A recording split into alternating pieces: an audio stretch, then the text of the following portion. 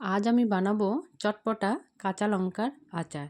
এই আচারটা একবার বানিয়ে কিন্তু 6 মাস ধরে রেখে কিন্তু খাওয়া যাবে। আর এই লঙ্কার আচারটা বানানো এতটাই সোজা, রোদ্রে দেওয়ার ঝামেলা ছাড়াই কিন্তু ঝটপট বানিয়ে ফেলা যায়। নমস্কার, সুপর্ণাস ফেভারিট রেসিপিতে আপনাদের সকলকেই স্বাগত জানাই। আজকের রেসিপি কাঁচা লঙ্কার আচার। চলুন তাহলে বানানো যাক। এখানে আমি লঙ্কা নিয়েছি 3 পোয়া। এই লঙ্কাটাকে ভালোভাবে ধুয়ে নেব।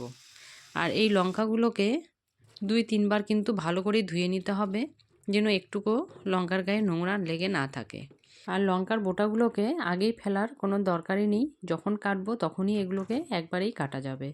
তো এবার আমি ভালোভাবে এগুলোকে ধুয়ে নিচ্ছি। তো দেখুন সবগুলো লঙ্কাই কিন্তু ধোয়া হয়ে গেছে। এবার আমি লঙ্কার গায়ে যে জলটা আছে এটা একটা শুকনো কাপড় দিয়ে আমি এগুলোকে ভালো করে মুছে নেব, যেন লঙ্কার গায়ে এক ফোঁটাও জল না থাকে। জল থাকলে এই আচারটা অনেক দিন রাখা যাবে না। আর লঙ্কাটা কেনার সময় দেখেই নিতে হবে, যেন লঙ্কাগুলো একদম ভালো থাকে, যেন খারাপ থাকে না, বা অনেক দিনের লঙ্কা যেন না হয়। একদম কিন্তু টাটকা লঙ্কাই নিতে হবে। এবার আমি লঙ্কাগুলোকে একটা কেচি দিয়ে কেটে নিচ্ছি। কেচি দিয়ে এই কারণেই কাটছি, তাহলে হবে কি হাতের মধ্যে লঙ্কার ঝালটা লাগবে না। তো এই বোটাটা কাটার সময় একবারে কেটে কেটে বোটাটা ফেলে দিলেই হবে। বোটাটা আগের থেকেই যদি ফেলতে যাই তাহলে একটা সময়ও লাগবে। এই কারণে একবারে কেটে নিলে কিন্তু এই সময়টাও বেঁচে যাবে। তো এইভাবে টুকরো টুকরো করে আমি প্রত্যেকটা লঙ্কায় কেটে নেব। কেচি দিয়ে এইভাবে লঙ্কা কাটলে কিন্তু খুব তাড়াতাড়িও কাটা হয়ে যায়। তো দেখুন সবগুলো লঙ্কাই আমার কাটা হয়ে গেছে। এবার আমি 3টা লেবু নিয়ে নিয়েছি। এই লেবুগুলোর আমি রসগুলোকে বের করে নেব। এই লেবুর রসটা দিয়ে আমি লঙ্কাগুলোকে মেখে নেব। তো এখানে লেবুর রসের পরিবর্তে কিন্তু ভিনিগারটাও দেওয়া যেতে পারে। তো আমি ভিনিগারটা দিচ্ছি না, আমি লেবুটাকেই রস করে নিচ্ছি।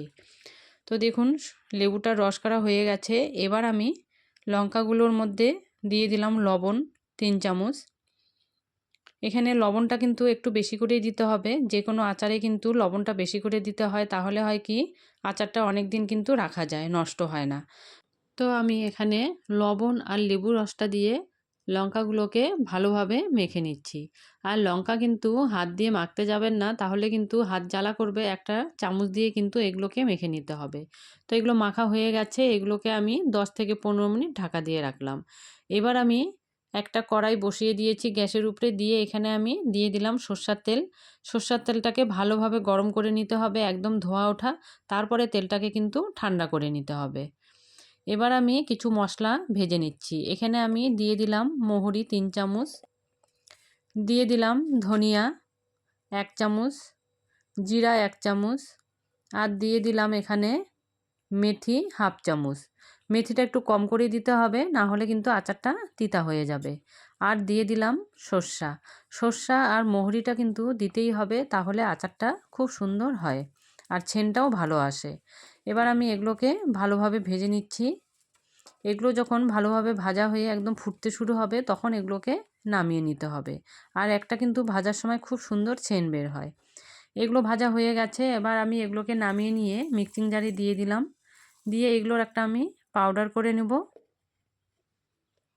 তো দেখুন পাউডারটা করে নিলাম। আর পাউডারটা কিন্তু একদম মিহি করলে হবে না, একটু কিন্তু দানা দানা থাকবে, তাহলে আচারটা ভালো হয়। তো এবার আমি এগুলোকে ঢাকা সরিয়ে নিলাম। নিয়ে এর মধ্যে আমি দিয়ে দিলাম কালো জিরা 1/2 চামচ, আর দিয়ে দিচ্ছি লঙ্কা পাউডার 1.5 চামচ। লঙ্কা পাউডারটা দিলে হয় কি একদম কেনা আচারের মতো সুন্দর কালার আসে। আর এর মধ্যে দিয়ে দিলাম আমি ভেজে রাখা মশলাটা। আর এখানে আমি দিয়ে দিচ্ছি যে তেলটা গরম করেছিলাম, এখান থেকে আমি 1 কাপ নিয়ে তেলটা দিয়ে দিলাম। পুরোটা দেব না, বাকিটা আমি পরে দেব। এবার আমি সবগুলো মশলাকে ভালোভাবে লঙ্কার সঙ্গে মেখে নিচ্ছি।